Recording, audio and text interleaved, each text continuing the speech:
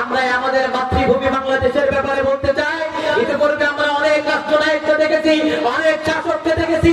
আগামীর দিনে আর কোন মানব রচিত আইন বিধান দিয়া এই বাংলার জমি চলতে পারে না। আগামীতে যদি এই বাংলার জমিনে কোন রাষ্ট্রনায়ক আছে, সেই রাষ্ট্রনায়ক হবে ইসলামের রাষ্ট্রনায়ক। জয় বলেন কথা ঠিক কিনা? আগামীর বাংলাদেশে যদি কেউ আইন বিধান চালাতে চায়, তাহলে সেই আইন হবে, বিধান হবে আল্লাহর কোরআন। কারা কারা রাজি আছেন তো হাত তুলে আল্লাহকে দেখা।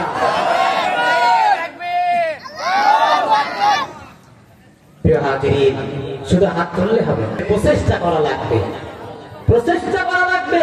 আপনি শুধু বললেন, মুখে শুধু বললেন আর কাজে পরিণত করলেন না, তাহলে শুধু স্বপ্নই দেখতে থাকবেন, জীবনে আর আপনার এই স্বপ্ন পূরণ হবে না। ঠিক কিনা বলেন? প্রিয় ভাইরা, তাহলে এই কুরআনুল কারীম কে নাযিল করেছেন বলেন তো? আল্লাহ তাআলা নাযিল করেছেন। আল্লাহ রাব্বুল আলামিন বলেন, ইন্না নাহনু নাযালনা যিকরা ওয়া ইন্না লাহু লাহাফিযুন। আল্লাহ রাব্বুল আলামিন বলেন, ইন্না নিশ্চয় নাহনু নাযালনা যিকরা, আমি কোরআন নাযিল করেছি। এই কোরআনের একটি নাম হলো জিকির। কি নাম বলেন? ইন্না নাহনু নাযালনা যিকরা, এখানে জিকির শব্দ আল্লাহ তাআলা দিয়েছেন, সুতরাং কোরআনুল কারীমের একটি নাম হলো জিকির। আল্লাহ বলেন, আমি কোরআন নাযিল করেছি এবং এই কোরআন সংরক্ষণের দায়িত্ব আমি আল্লাহ রাব্বুল আলামিন নিজেই গ্রহণ করেছি। বলেন সুবহানাল্লাহ। প্রিয় ভাইরা আমার, তাহলে কোরআন নাযিল করেছেন কে? আপনারা যদিও সংখ্যায় কম, বদরের যুদ্ধে মুসলমানরা বিজয়ী হয়েছিল মাত্র কয়জন মুজাহিদদেরকে দিয়ে বলেন তো? 313। এই জন্য আপনারা যদিও সংখ্যায় কম, কিন্তু আপনাদের আওয়াজগুলো হবে বদরের জিহাদে যে সমস্ত মুজাহিদেরা ছিল তাদের মতো। রাজি আছেন তো ইনশাআল্লাহ? প্রিয় ভাইয়েরা, এবার বলেন তো, এই কোরআন নাযিল করেছেন কে? আল্লাহ। আল্লাহ রাব্বুল আলামিন কোরআন নাযিল করলেন এবং এর সংরক্ষণের দায়িত্ব আল্লাহ নিজেই গ্রহণ করলেন।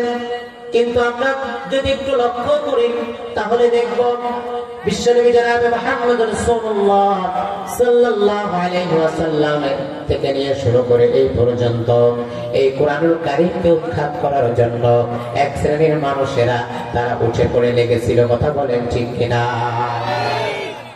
এই জমিন থেকে কোরআনের আইন কিভাবে ব্যান করে দেওয়া যায়, কোরআনের বিধান যাতে মানুষ না জানতে পারে, না মানতে পারে, এর ষড়যন্ত্র এই পৃথিবীর ইতিহাসে সর্বপ্রথম করেছিল আবু জাহেল। কথা বলেন ঠিক কিনা? প্রিয় ভাইয়েরা আমার, এই আবু জাহেল কোরআনের বিপক্ষে লেগেছিল, রাসূলের বিপক্ষে লেগেছিল, আল্লাহর বিপক্ষে গিয়েছিল। কিন্তু আপনারা বলেন, এই কোরআন নাযিল করেছেন আল্লাহ, আবু জাহেল সে সহ তার সাথী সঙ্গীরা সকলে মিলে চেষ্টা করেও এই কোরআনুল কারীমকে উৎখাত করতে পেরেছে। কেন পারে নাই? কারণ হলো একটা, এই কোরআন নাযিল করেছেন আল্লাহ, আর এর সংরক্ষণ করার দায়িত্ব আমার আল্লাহ তাআলা নিজে নিয়েছেন। বলেন সুবহানাল্লাহ। আল্লাহ রাব্বুল আলামিন বলেন, ইউরিদুনা লিইউতফিউ নূরাল্লাহি বিআফওয়াহিহিম ওয়াল্লাহু মুতিম্মু নূরিহি ওয়ালাউ কারিহাল কাফিরুন।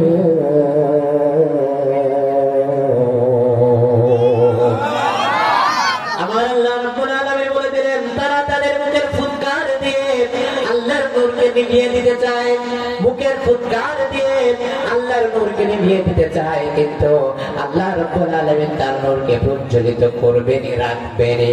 সুবহানাল্লাহ বলবেন না? পৃথিবীর সমস্ত মানুষ আল্লাহর এই নূরকে নিভিয়ে দেওয়ার জন্য ষড়যন্ত্র করে, কিন্তু আল্লাহ তাআলা বলেন যে আমি আমার নূরকে এই কোরআনের আলোকে আমি আরো প্রজ্বলিত করব। সুতরাং যতই কাফেরদের মুশরিকদের গায়ে গাত্রদাহ শুরু হোক না কেন, জোরে কোন কথা ঠিক কিনা? এই জন্য প্রিয় ভাইয়েরা আমার, আল্লামা ইকবাল কবি কত সুন্দর করে বলছেন, সতে জাকা রাহা হে আজ সে চাঁদ মোরোজ, সতে জাকা রাহা হে আজ সে চাঁদ মোরোজ, চিরাগে মুস্তাফা পিছে শরাবে গুল হাবিব। আল্লামা ইকবাল কবি কত সুন্দর করে বলছেন, সেই আবহমান কাল থেকে আখির জামানার নবী বিশ্বনবী জনাবে মুহাম্মদুর রাসূলুল্লাহ সাল্লাল্লাহু আলাইহি ওয়াসাল্লামের নূরকে নিভিয়ে দেওয়ার জন্য এক শ্রেণীর মানুষ ষড়যন্ত্র করেছিল, কিন্তু তারা ষড়যন্ত্র করে তারা ব্যর্থ হয়েছে। কিয়ামত পর্যন্ত যদি ষড়যন্ত্র করে তাহলে রাসূলের এই নূরকে, আল্লাহর এই নূরকে, কোরআনের এই নূরকে কেউ নিভিয়ে দিতে পারবে না। বলেন সুবহানাল্লাহ।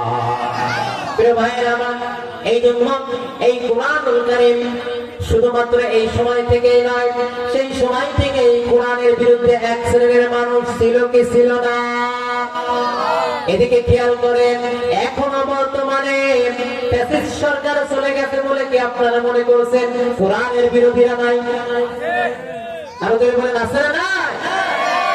সম্প্রতি আমরা একটা কথা খুবই অবাক লেগেছে, আপনারাও শুনেছেন, খুবই অবাক লেগেছে।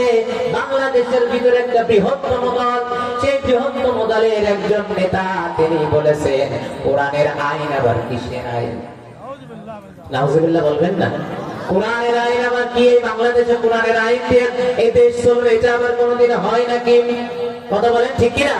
এই কোরআন আজ থেকে প্রায় 300 বছর আগে, ব্রিটিশ শাসনের আগে, সেই সময়ে মুসলমানরা যখন এই পৃথিবী শাসন করত, সেই সময়ে কাফেররা তারা চিন্তা করলো যে মুসলমানদের ভিতরে সবচেয়ে শক্তিশালী জিনিসটা কি, তাদের পাওয়ারটা কি, তাদের পাওয়ার সম্পর্কে আমাদেরকে জানতে হবে।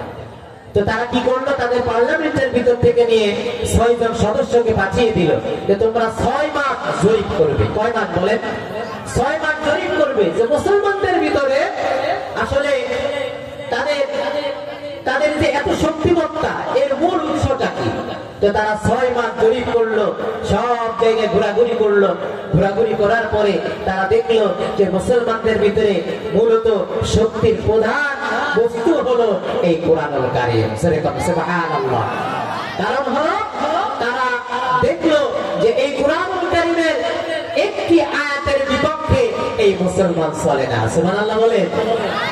এই কোরআনুল কারীমের ভিতরে যা আছে, হালাল যা আছে, হারাম যা আছে, হালালকে হালাল, হারামকে হারাম, এই কোরআনুল কারীমের ভিতরে আল্লাহ তাআলা যা আদেশ করেছেন, যা নিষেধ করেছেন, এগুলি সব পুঙ্খানুপুঙ্খভাবে মুসলমান মেনে চলে। এই কারণেই তাদের এত শক্তি, তাদের এত পাওয়ার, তারা সারা পৃথিবী শাসন করতেছে। তখন তারা চিন্তা করলে, তাহলে এক কাজ করো, তোমরা এই কিতাবগুলি পোড়ায় দাও। এই কিতাবগুলি কি করে দাও? পোড়ায় দাও। কিন্তু আপনারা বলেন এই কোরআনুল কারীম পোড়ায় দিয়ে যে কোনো লাভ হবে? কথা বলে লাভ হবে? একজন ডাক দিয়ে বললেন যে আপনি যদি এই কোরআনুল কারীমের কপিগুলো পোড়ায় দেন, এতে করে কোনো লাভ নাই। কারণ হলো এই কোরআনুল কারীম পুড়িয়ে দেওয়ার মাধ্যমে কোরআন উৎখাত করা সম্ভব নয়, কারণ তাদের ভিতরে এই কোরআনের হাফেজ তাদের ভিতরে আছে। সুবহানাল্লাহ। এই কথা যখন তারা বলল, বলার পরে তারা চিন্তা করলো, তাহলে এক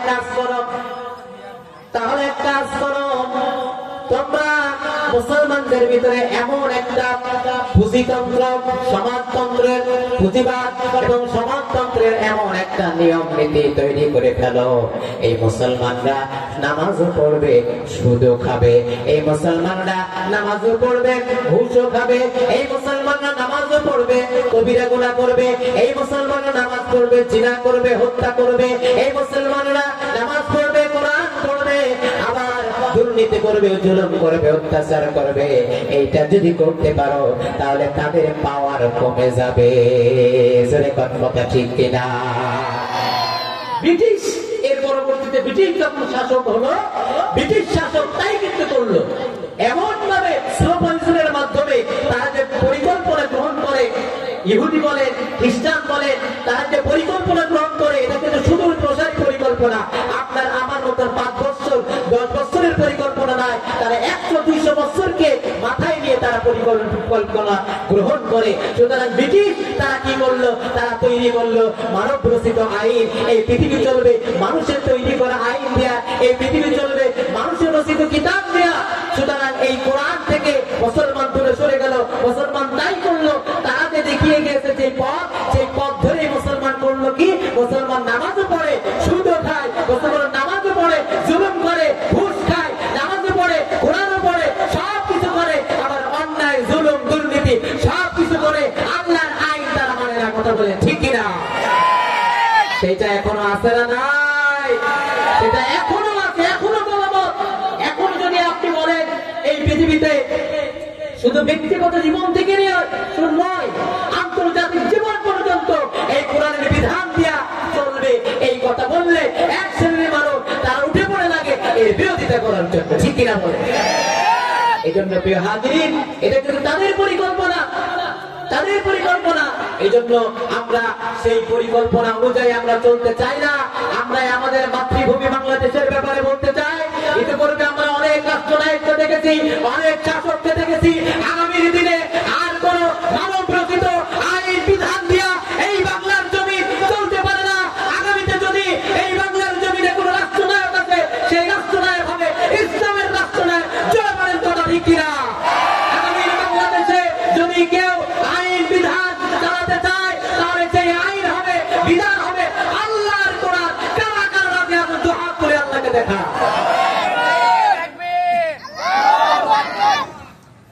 প্রিয় হাজিরিন, শুধু হাত তুললে হবে না, হাত তুললে হবে না, অন্তরে বিশ্বাস করা লাগবে, নিজের প্রচেষ্টা করা লাগবে, প্রচেষ্টা করা লাগবে।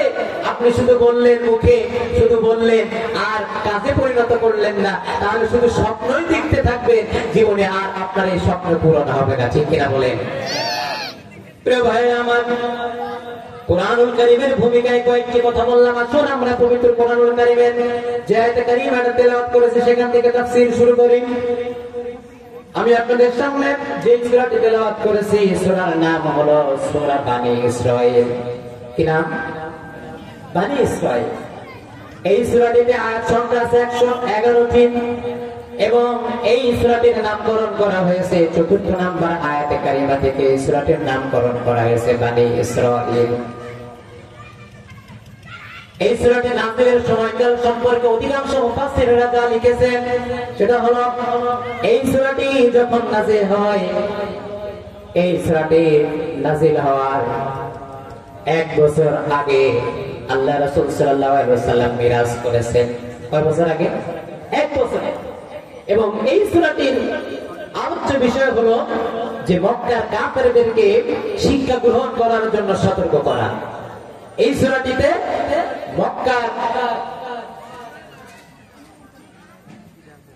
মক্কার কাফেরদেরকে সতর্ক করার জন্য মূলত এই সূরাটি আল্লাহ তাআলা নাযিল করেছেন। সতর্কতা কি? আল্লাহ রাসূল সাল্লাল্লাহু আলাইহি ওয়াসাল্লাম যে দ্বীনের দাওয়াত দিয়েছেন, ইসলামের দাওয়াত দিয়েছেন, কোরআনের দাওয়াত দিয়েছেন, এই দাওয়াতের বিরোধিতা যারা করেছে, এটাকে অস্বীকার যারা করেছে, যারা চায় না এই মক্কার জমিনে আল্লাহর আইন বিধান এটা বাস্তবায়িত হোক, এটা যারা চায় না, তাদেরকে আল্লাহ তাআলা হুঁশিয়ারি করে বলে দিচ্ছে যে তোমরা সতর্ক হয়ে যাও। বানী ইসরাঈলদেরকে যেইভাবে আমি আল্লাহ তাআলা তাদেরকে ধ্বংস করেছি, তোমরাও যদি এইভাবে আল্লাহর আইন বিধানকে অস্বীকার করো, কোরআনের বিরোধিতা করো, আমার রাসূলের দাওয়াতকে অস্বীকার করো, তাহলে তোমাদেরও একই পরিণতি হবে। কথা বলেন ঠিক কিনা? আর এই যে বানী ইসরাঈল, ইসরাঈল বলতে ইসরাঈল নামের আমাদের একটা দেশ আছে না? কথা বলেন আছে না নাই? ইসরাঈল, এই যে বানী ইসরাঈলের বংশধর কারা? পৃথিবীতে যত ধর্মাবলম্বী মানুষ আছে, মুসলমান, হিন্দু, খ্রিস্টান, ইহুদি, বৌদ্ধ, আমরা কয়েকটা ধর্মের নাম জানি।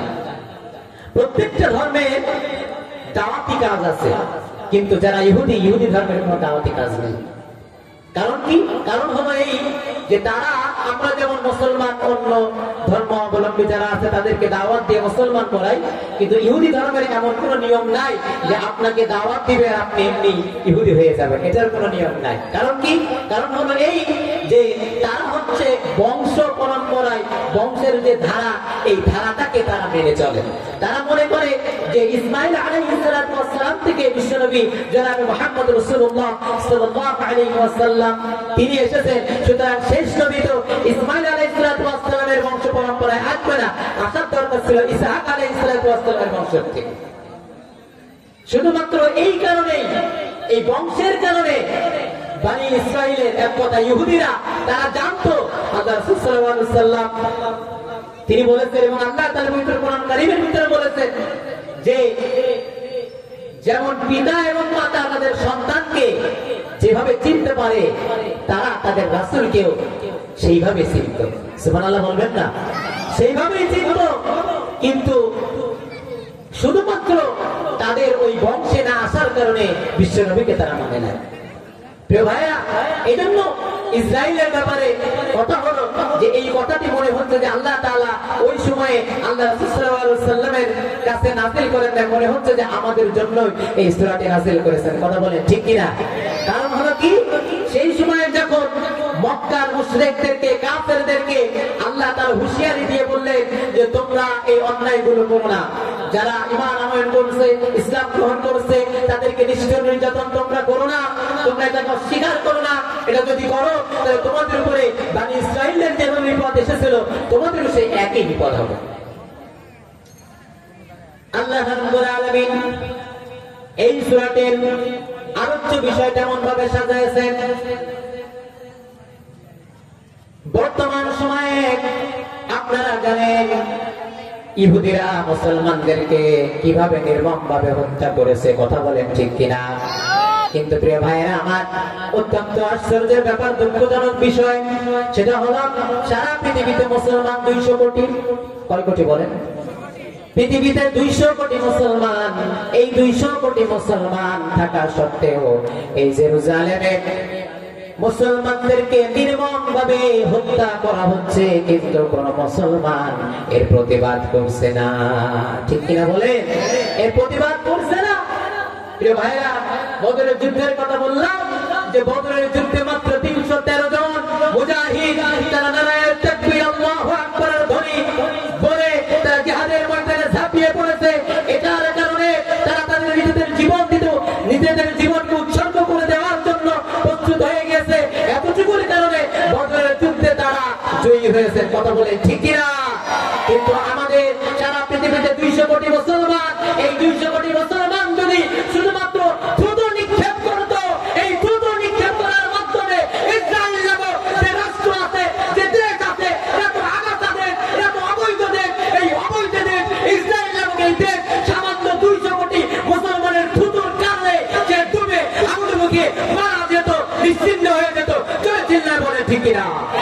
নারায়ে তাকবীর, নারায়ে তাকবীর। দিন ইসলাম, দিন ইসলাম জিন্দাবাদ, জিন্দাবাদ, নারায়ে তাকবীর। প্রিয় ভাইরা, কিন্তু আমাদের ওই 313 জনের যে ইমানি পাওয়ার, ইমানি যে ক্ষমতা, সেটা আমাদের ভিতরে নাই। কেন নেই?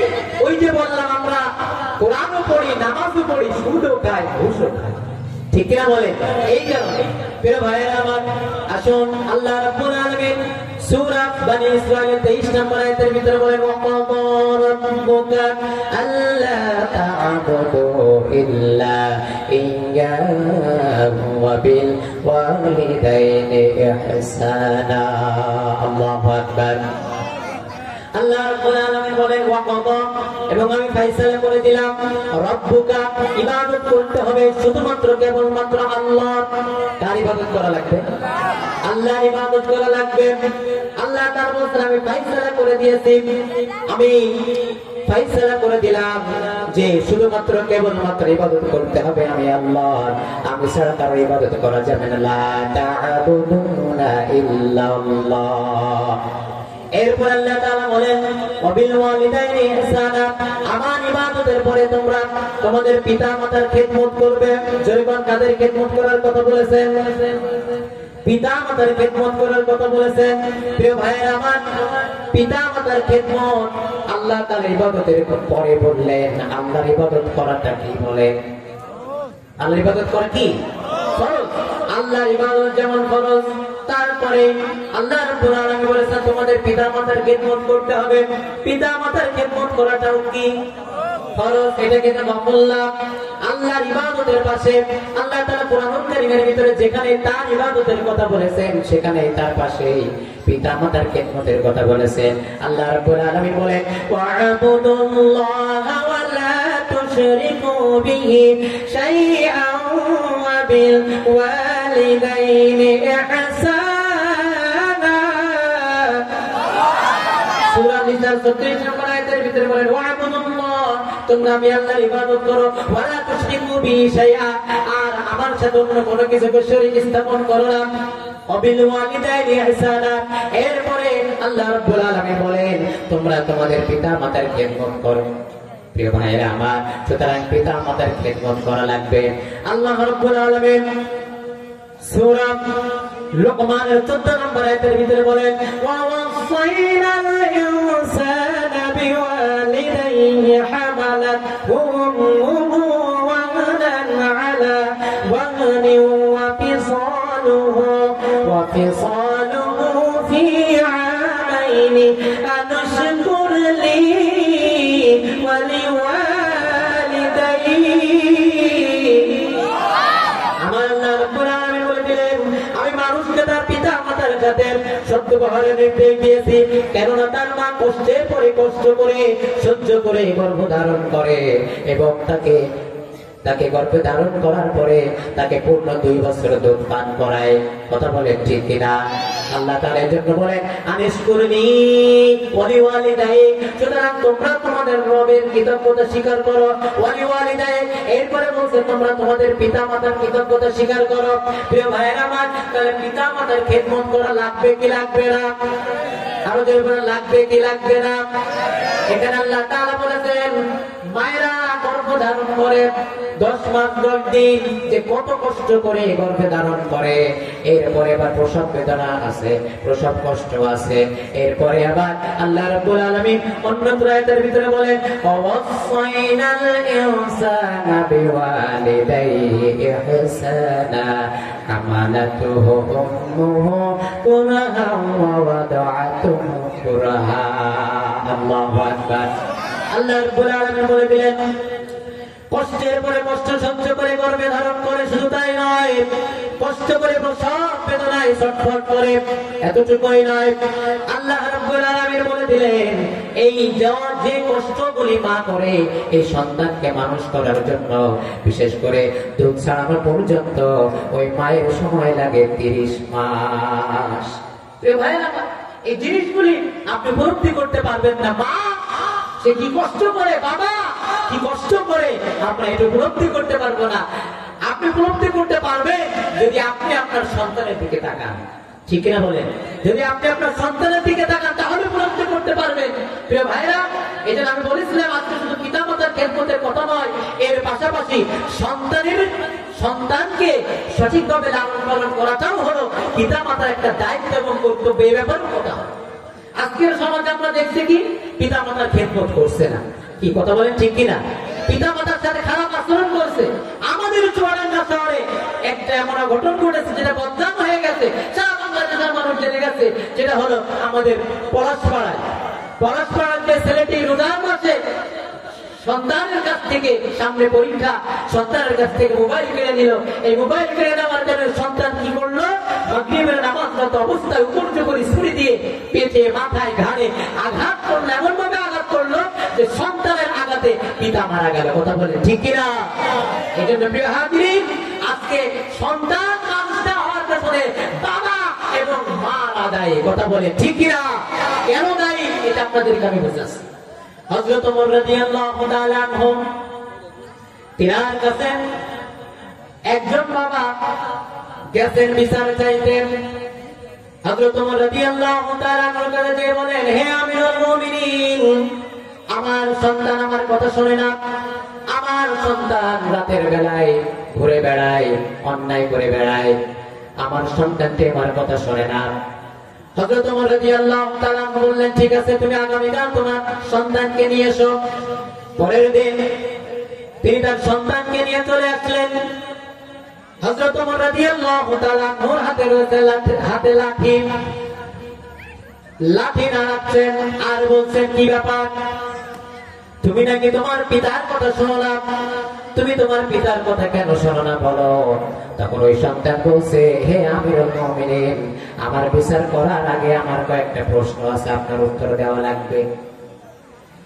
প্রশ্নের উত্তর দেওয়া লাগবে। প্রশ্নের উত্তরটা কি, প্রশ্নটা কি আগে শুনি। তখন ওই যুবকটি ডাক দিয়ে বলেন, হে আমিরুল মুমিনিন খলিফাতুল মুসলিমিন ওমর, আমার পিতা মাতা আমার উপরে, পিতা হিসাবে আমার উপরে কোনো দায়িত্ব আছে কি নাই? বলছে, অবশ্যই আছে। সর্বপ্রথম কি দায়িত্ব? সর্বপ্রথম দায়িত্ব হলো তোমাকে একটা ভালো মা দেবে। কি দেবে? কথা বলে, ভালো মা দেবে। এক নম্বর দায়িত্ব হলো ভালো মা দেবে। দুই নম্বর দায়িত্ব হলো যখন সন্তান ভূমিষ্ঠ হয়ে যাবে কানে আযান দেবে। প্রিয় ভাইরা, এখন বর্তমান সমাজে যে অবস্থা, যে যদি আমার আপনার সন্তান হয়, আমরা মুয়াজ্জিন সাহেবদেরকে ডাকি, ইমাম সাহেবদেরকে ডাকি, হুজুর চলে একটু আযান দেয়া লাগবে। কথা বলেন ঠিক না? কিন্তু আযান দেওয়ার দায়িত্ব ছিল কার? হুজুরের দায়িত্ব ছিল না, এই দায়িত্বটা ছিল আপনি পিতা হিসাবে আপনার। কারণ কি? কারণ হলো যে আপনার ওই সন্তানের কাছে শয়তান পৌঁছানোর আগে তার কানের ভিতরে আল্লাহর নাম আগে দিয়ে দিতে হবে, আল্লাহর কথাটা তার কানের ভিতরে আগে পৌঁছাতে হবে। সুবহানাল্লাহ। কিন্তু সকালে সন্তান হয়েছে, হুজুরকে ফোন দিয়েছে, হুজুর ব্যস্ত, সন্তান করে যে আযান দিচ্ছে, এই যে এত লং টাইম, এই টাইমের ভিতরে শয়তান যেহেতু সিকটি কাটা সারা, এটা হাদিস বলছি। প্রিয় ভাইয়েরা আমার, এই দুইটির কথার পরে ওই যুবক বললে, হে আমিরুল মুমিনিন, এরপরে কি দায়িত্ব আছে আমার পিতার আমার উপরে? তিন নম্বর দায়িত্ব হলো, তিনি বললেন যে 7 দিনের দিন তোমার ভালো একটা নাম রাখবে। এরপরে কি দায়িত্ব? বলছে, এরপরে যখন তুমি বুঝতে শিখবে তখন সর্বপ্রথমে তোমার কোরআনের জ্ঞান শিক্ষা দিবে। তখন ওই যুবক ডাক দিয়ে বলছেন, হে আমিরুল মুমিনিন খলিফাতুল মুসলিমিন, হে ওমর, আপনি আমার পিতাকে জিজ্ঞেস করুন আমার পিতা এই কাজগুলি করেছে কিনা। এক নাম্বার হলো আমাকে একটা ভালো মা দেয় নাই, আমার মায়ের সাথে আমার বাবা রিলেশন করে বিবাহ করেছে এবং সে ছিল একজন দাসী। দাসীর চরিত্রটা কেমন হয় একটু ভালো করে আপনারা বোঝেন, দাসীর চরিত্রটা কেমন হয়, সে আমার ভালো মা দেয় নাই।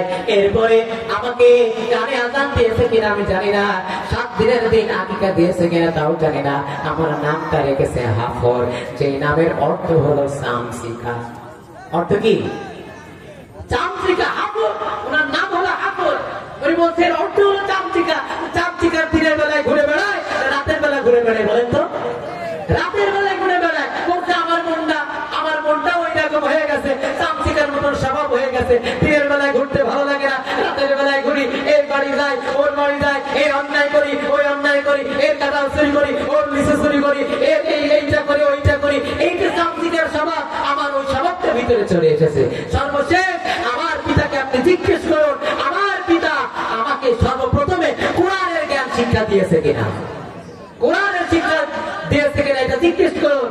তখন হযরত ওমর রাদিয়াল্লাহু তাআলা আনহু ডাক দিয়ে বলছে যে, মিয়া, এখন বিচার কার করব? তোমার বিচার করব না তোমার সন্তানের বিচার করব? প্রিয় ভাইরা আমার, এই জন্য আপনাদেরকে এই একটি ঘটনার মাধ্যমে যে শিক্ষাটা দিতে চাচ্ছি সেটা হলো এই, যে আমাদের পিতা এবং মাতা হিসাবে আমাদের দায়িত্ব হলো যে আমাদের সন্তানকে অবশ্যই সামর্থ্য অনুযায়ী যদি 7 দিনের দিনে আকিকা দেওয়া যায় ভালো, না হলে সুন্দর একটা নাম রাখা, সুন্দর একটা নাম রাখা এবং ভালো মা দেওয়া। কিন্তু আপনি এমন মা দিলে জীবনে ওই মা কোনোদিন নামাজ পড়ে না, তাহলে সন্তানকে আপনি নামাজ পড়ে না। নাম রাখতো উল্টু বল্টু বেল্টু, আছে না নাই বলেন তো? আমার নাম যাদের আছে তারা আবার রাগ করেন না। উল্টু বল্টু বল্টু ডবলু, আছে না নাই বলেন? এই কি নামে এগুলো নাম? এই নামগুলো রাখে। সকালে হয়েছে বলে সকাল, আবার আকাশ ভালো বলে আকাশ, সাগর, বাতাস, এগুলো কি নাম? ভাইরা, এই জন্য আমাদের দায়িত্ব যেটা ছিল সেই দায়িত্বটা আমরা পালন করতে পারি। পিতা হিসেবে আমাদের দায়িত্ব ছিল ভালো মা দেওয়া, আমরা দিতে পারিনি। আমরা যখন আমাদের স্ত্রীদের কাছে গিয়েছি সেই সময় একটা দোয়া আছে, সেই দোয়াটা আমরা তো পড়েই নাই। বিসমিল্লাহটাও বলি না, ঠিক কিনা বলে? তাহলে আমাদের সন্তান খারাপ হবে না, কাদের সন্তান খারাপ? প্রিয় ভাইয়েরা আমার, এই জন্য আমি বলেছি দুইটা বিষয়ে আলোচনা করব। তাহলে এখন বিষয় হলো পিতা এবং মাতার খেদমত করা লাগবে। আবার সন্তান হিসেবে পিতা মাতার একটা দায়িত্ব এবং কর্তব্য আছে, হক আছে, সেটাও আদায় করা লাগবে। আল্লাহ রাসূল সাল্লাল্লাহু আলাইহি ওয়াসাল্লাম তিনি বলেন, রিদা রাব্বি রিদা ওয়ালিদাইন, আল্লাহ রাসূল সাল্লাল্লাহু আলাইহি ওয়াসাল্লাম বলেন পিতা মাতার সন্তুষ্টিতে আল্লাহর সন্তুষ্ট। আর পিতা মাতা যদি অসন্তুষ্ট হয়ে যায় তাহলে আল্লাহ অসন্তুষ্ট হয়ে যায়। প্রিয় ভাইরা আমার, এই জন্য পিতা মাতা যদি আপনি জান্নাত পেতে চান, জান্নাতে যদি যেতে চান, তাহলে অবশ্যই অবশ্যই পিতা মাতার খেদমত করা লাগবে। আল্লাহ রাব্বুল আলামিন বলেন, وَقَضَى رَبُّكَ أَلَّا تَعْبُدُوا إِلَّا إِيَّاهُ وَبِالْوَالِدَيْنِ إِحْسَانًا إِمَّا يَبْلُغَنَّ عِندَكَ الْكِبَرَ أَحَدُهُمَا أَوْ كِلَاهُمَا فَلَا تَقُل لَّهُمَا أُفٍّ وَلَا تَنْهَرْهُمَا وَقُل لَّهُمَا قَوْلًا كَرِيمًا। আল্লাহু আকবার। আল্লাহ রাব্বুল আলামিন বলে দিলেন, তোমরা তোমাদের পিতা মাতার খেদমত করবে এবং তোমাদের পিতা এবং মাতা যদি উভয় বৃদ্ধাবস্থায় পাও, উভয়কে যদি বৃদ্ধাবস্থায় পাও, উভয়ের ভিতরে যদি উভয়কে না পাও, একজন কেউ পাও, তাহলে তাদের সাথে অবশ্যই শব্দ ব্যবহার করা লাগবে, সুন্দরভাবে কথা বলা লাগবে। তাদের আচরণের কারণে শব্দ বলা যাবে না। প্রিয় ভাইরা আমার, আমরা অনেক সময় পিতা মাতার যখন বয়স হয়ে যায়, বৃদ্ধ হয়ে যায়, সেই সময় আমরা অনেক সময় তাদের কথা, তাদের আচরণে আমরা কষ্ট পাই। তারা যদি বিছানায় পায়খানা করে ফেলে, পেশাব করে ফেলে, আমরা ওইটা দেখে নাকে কাপড় দিই, মুখ করি, তাদের কথার কোনো মূল্যই দিই না। এইরকম সন্তান আছে না নাই বলেন তো? অনেক পরিবারে অনেক সমস্যা আছে। ওই সমস্যার সমাধানের জন্য যদি মুরব্বী মানুষ বাবা একটা কথা বলে, মা যদি একটা কথা বলে, সন্তান বলে তুমি বুড়া মানুষ, তুমি অত ভাগ ভাগ করবা না, কথা বলেন ঠিক না? প্রিয় ভাইরা আমার, কিন্তু না, তাদের কোন আচরণে যদি আপনি কষ্ট পান, আল্লাহ তাআলা বলেন উফিল লাকুম, ও শব্দ করা যাবে না। তারা সকালে খেয়েছে, খাওয়ার পরে যখন পাড়ায় বেরিয়েছে, পাড়ায় একজন মানুষ জিজ্ঞেস করেছে চাচা আপনি কি খেয়েছেন? সে বলবে না আমি খাইনি, অথচ সকালবেলা খেয়েছে। কারণ তার সেই স্মৃতি শক্তিটা নাই। শিশু বয়স যখন থাকে, যখন বয়স হয়ে যায় পিতা মাতার, বৃদ্ধ যখন হয়ে যায়, তখন কিন্তু তাদেরও একই অবস্থা হয়ে যায়, শিশু সুলভ আচরণ তারা করে। এই জন্য প্রিয় হাজিরিন, যদি আল্লাহ তাআলা বলেন যদি তোমরা উভয়কে বৃদ্ধা অবস্থায় পাও, উভয়কে যদি না পাও, একজনকেও যদি পাও, তাহলে তার খেদমত করে তোমরা দুনিয়া থেকে জান্নাতটা কামাই করে নাও। বলেন সুবহানাল্লাহ। প্রিয় ভাইরা আমার, আল্লাহ রাসূল সাল্লাল্লাহু আলাইহি ওয়াসাল্লাম স্বপ্নযোগে অথবা মেরাজে তিনি যখন জান্নাতের ভিতরে প্রবেশ করলেন, দাখালতুল জান্নাত, তখন তিনি যে দেখলেন একজন ব্যক্তি জান্নাতের ভিতরে কোরআনুল কারীমের তেলাওয়াত করছেন। আল্লাহ রাসূল সাল্লাল্লাহু আলাইহি ওয়াসাল্লাম জিবরাইলকে ডাক দিয়ে বলেন, ও জিবরাইল, এই জান্নাতের ভিতরে ব্যক্তিটাকে যে কোরআনুল কারীম তেলাওয়াত করছে, জান্নাতে প্রবেশ করেছে, আবার কোরআনুল কারীম তেলাওয়াত করেছে, এই লোকটিকে। তখন আল্লাহ রাসূল সাল্লাল্লাহু আলাইহি ওয়াসাল্লামের জবাবে হযরত জিবরাইল আলাইহিস সালাম বললেন, ইনি হলেন আপনার সাহাবী হযরত হারিস রাদিয়াল্লাহু তাআলা। হযরত হারিসা তিনি এই কোরআনুল কারীম তেলাওয়াত করছে, অথচ হারিসা তখনও মারা যায় না, তখনও দুনিয়াতে জীবিত। প্রিয় ভাইরা আমার, আল্লাহ রাসূল সাল্লাল্লাহু আলাইহি ওয়াসাল্লাম মেরাজ থেকে আসার পরে তিনি খবর পাঠালেন যে হারিসাকে ডেকে নিয়ে আসো। হারিসা আসলো, আসার পরে তাকে ডাক দিয়ে বলল, ও হারিসা, এমন কি গোপনে আমল করেছো যে আমলের কারণে তুমি এখনো দুনিয়াতে বেঁচে আছো, মরো নাই, কিন্তু আমি জান্নাতের ভিতরে তোমাকে কোরআন তেলাওয়াত করতে দেখলাম। সুবহানাল্লাহ বলবেন না? প্রিয় ভাইরা, আপনারা দেখছেন খুব অধীর আগ্রহে এদিক পা তাকিয়ে আছে। আমাদের মেহমান চলে এসে তারা 3 মিনিটের মধ্যে তিনি চলে আসবেন। প্রিয় ভাইরা, এই জন্য আপনারা যারা আগ্রহে আছেন তিনি কিছুক্ষণের মধ্যেই চলে আসবেন। আমার কথা একটু লক্ষ্য করুন। আল্লাহ রাসূল সাল্লাল্লাহু আলাইহি ওয়াসাল্লাম বললেন, তো হারিসা, তুমি এমন কি আমল করেছো যে আমল করার কারণে তুমি দুনিয়াতে এখনো মারা যাওনি, অথচ তুমি জান্নাতের ভিতরে কোরআন তেলাওয়াত করলে? এটা আমি দেখলাম, আশ্চর্যের ব্যাপার, কি আমল করেছো? প্রিয় ভাইরা আমার, তখন হযরত হারেসা ডাক দিয়ে বললেন, ইয়া রাসূলুল্লাহ, ইয়া হাবিবাল্লাহ, আমি এমন কোন ভালো আমল করি নাই, এমন বড় কোন আমল করি নাই, আপনি যা শিখিয়েছেন তাই করেছি। তবে একটা আমল আমি করেছি, সেই আমলটা হলো আমার মা বৃদ্ধা অবস্থায় পড়ে আছে বিছানায় পায়খানা করে, বিছানায় পেশাব করে। আমি সারাদিন পরে যখন বাড়িতে যাই, বাড়িতে যাওয়ার পরে আমি আমার মায়ের বিছানাটা পরিষ্কার করে দিই, পেশাব পায়খানাটা পরিষ্কার করে দিই, সুন্দর করে গোসল করাই, সুন্দর করে গায়ে তেল মাখাই, সুন্দর করে মাথাটা আশ্রিয়ে দিই। এরপরে আমি নিজে না খেয়ে আমি আমার মায়ের মুখে আগে খাবার দিই। এই কাজটা আমি করি, এর বাইরে আমি আর অন্য কোনো কাজ করি না। ইয়া রাসূলুল্লাহ, ইয়া হাবিবাল্লাহ, এই কাজটি করার কারণে হয়তোবা আপনি এমন স্বপ্ন দেখতে পারেন। আল্লাহ রাসূল সাল্লাল্লাহু আলাইহি ওয়াসাল্লামকে অন্যান্য সাহাবীরা ডাক দিয়ে বললেন, ও আমার রাসূল, আপনি শুনে রাখুন, শুধু হারেসাই কথাটা বলছে বিষয়টা এমন নয়, আমরাও সাক্ষী দিচ্ছি, আমরাও জানি যে হারেসা তার মায়ের এমন ভাবে খেদমত করে, এই খেদমত করার কারণে হয়তো আল্লাহ তাআলা তার উপরে সন্তুষ্ট হয়ে গেছে। জোরে বলুন সুবহানাল্লাহ, আরো জোরে বলুন সুবহানাল্লাহ। এই জন্য প্রিয় ভাইরা আমার, কাযালিকুমুল বিররু কাযালিকুমুল বিররু, ভালো আমল, ভালো কাজ হয়ে যায় পিতা মাতার খেদমত করা। আল্লাহর এবং পাঁচ ওয়াক্ত নামাজ যেমন ফরজ, পিতা মাতার খেদমত করাটাও ফরজ। সুতরাং প্রিয় ভাইরা আমার, যাদের পিতা মাতা আছে তারা এখনই সিদ্ধান্ত গ্রহণ করতে হবে, তাদের অবশ্যই খেদমত করা লাগবে। আর যাদের পিতা মাতা এখনো আর বিছানায় জীবিত নাই, তাদের জন্য আমার পরামর্শ হলো আপনারা নামাজ পড়ে তাদের জন্য দোয়া করবেন।